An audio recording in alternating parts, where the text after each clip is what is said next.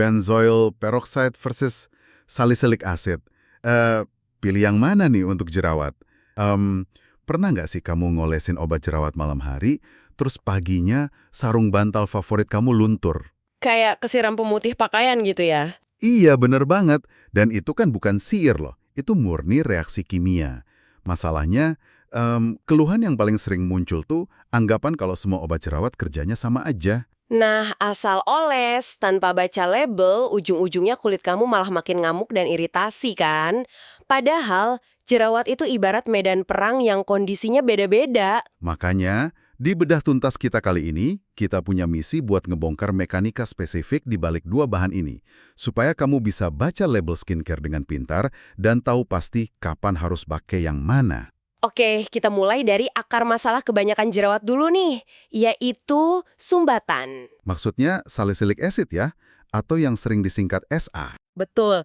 Kalau dibayangkan, pori-pori kita yang tersumbat itu mirip pipa wastafel yang mampet gara-gara tumpukan lemak. Oh, jadi SE ini kayak tukang ledengnya gitu ya?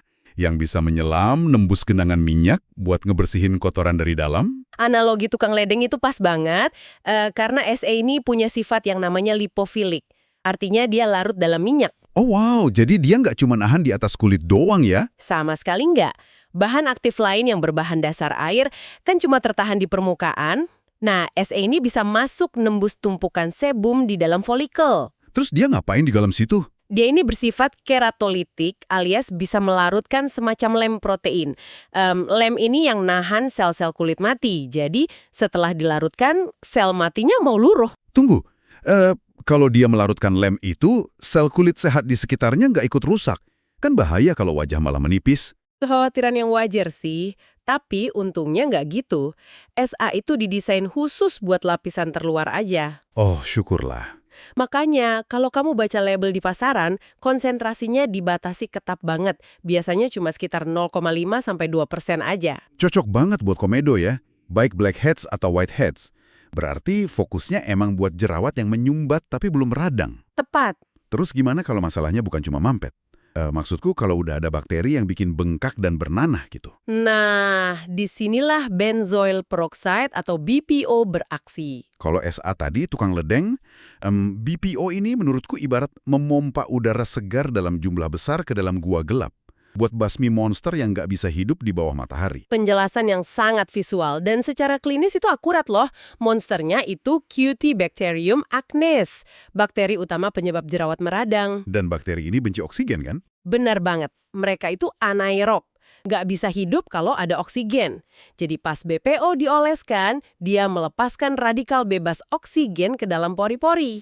Wah, jadi secara harfiah oksigennya langsung bunuh bakteri itu dari dalamnya? Betul sekali.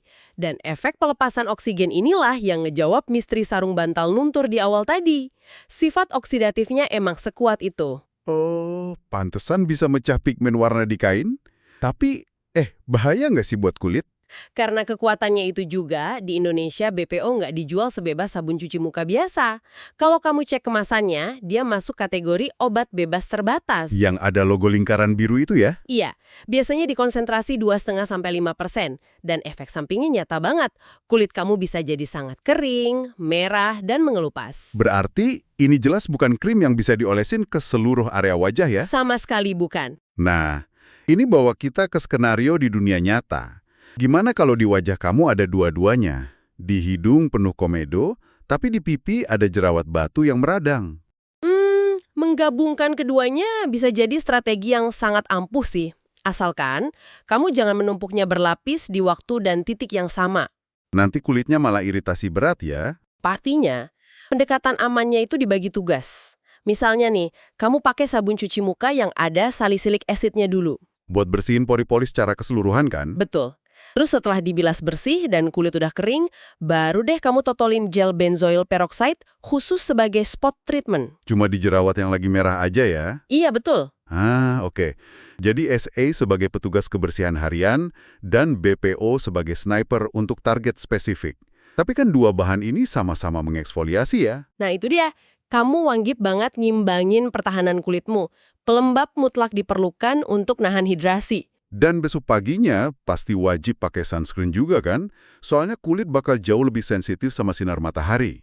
Pastinya. Dan ada satu aturan penting nih tentang kapan kita harus lempar handuk. Aturan gimana tuh? Kalau kamu udah ngejalanin strategi ini konsisten selama 8-12 minggu tapi nggak membaik, atau kalau jerawatmu dari awal bentuknya kistik, Kistik tuh yang besar, keras, dan dalam itu ya? tepat. Kalau udah gitu, itu sinyal kuat buat stop. Berhenti tebak-tebak pengobatan mandiri dan segera konsultasi ke dokter kulit. Intinya, pastikan kamu tahu siapa musuhmu sebelum nembak senjata. Edge buat ngebongkar komedo dan minyak tersumbat, dan simpan BPO buat bunuh bakteri di jerawat meradang. Dan ngomong-ngomong soal menghentikan pengobatan mandiri tadi, coba deh pikirin hal ini malam ini. Apa tuh? Pernah nggak kamu ngerasa jerawat makin parah dan nggak kunjung sembuh padahal kamu ngerasa udah pakai obat paling kuat? Wah, sering banget dengar keluhan kayak gitu. Masalahnya mungkin bukan karena obatnya kurang ampuh, tapi justru karena skin barrier atau lapisan pelindung kulit kamu udah kelelahan dan hancur digempur bahan aktif terus-terusan. Oh, bener juga ya. Jadi kadang hal terbaik buat nyembuhin jerawat itu justru ngasih kulit istirahat ya, biar hidrasinya kembali seimbang.